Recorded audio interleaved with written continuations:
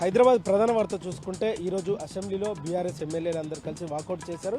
ఏదైతే ప్రభుత్వం చేస్తున్న మొండి వైఖరి పైన, ప్రభుత్వం చేసే తీరు పైన కూడా వాళ్ళు తీవ్రంగా మండిపడ్డారు. అటొక దిక్కు అసెంబ్లీలో బీఆర్ఎస్ గొంతు నొక్కే ప్రయత్నం కూడా అసెంబ్లీలో జరుగుతుందంటూ కూడా వారు ఆవేదన వ్యక్తం చేస్తూ ఈరోజు అసెంబ్లీ వాకౌట్ చేసి గన్ పార్క్ దగ్గర వచ్చి నిరసన తెలియజేశారు. తెలంగాణలో కనిష్ట స్థాయిలో ఉష్ణోగ్రతలు నమోదవుతున్నాయి. అటు ఉదయం సమయంలో కూడా కనిష్టంగా సింగిల్ డిజిట్ ఉష్ణోగ్రతలు కూడా అటు హైదరాబాద్ కానీ హైదరాబాద్ చుట్టూ శివారు ప్రాంతాల్లో కూడా నమోదవుతున్నాయి. అటు ఉత్తర తెలంగాణ, పశ్చిమ తెలంగాణ, దక్షిణ తెలంగాణలో కూడా ఏదైతే చలి మంచుతో కూడా ఉదయం సమయంలో దట్టంగా 9 గంటల వరకు కూడా చలి మంచుతో కూడా తీవ్రతంగా ఉంటుంది. జీరో విజిబిలిటీ కూడా కనిపిస్తుంది. అంటే హైదరాబాద్ చుట్టుపక్కల శివారు ప్రాంతాల్లో కూడా జీరో విజిబిలిటీగా ఏదైతే చలి మంచుతో దట్టమైన పొర కమ్ముకొని ఉంటుందని కూడా వాతావరణ అధికారులు చెప్పారు. అదే 2-3 రోజుల నుండి కూడా అదే కంటిన్యూ అవుతుంది.